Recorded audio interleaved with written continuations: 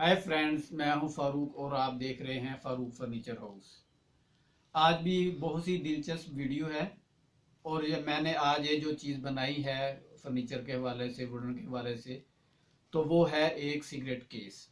ये वुडन का बनाया हुआ है, वेस्ट मटेरियल से मैंने बनाया है। कोई इसमें मुश्किल नहीं पेश आई मुझे बनाने में। बहुत सादा सा और सिंपल सा ये केस है।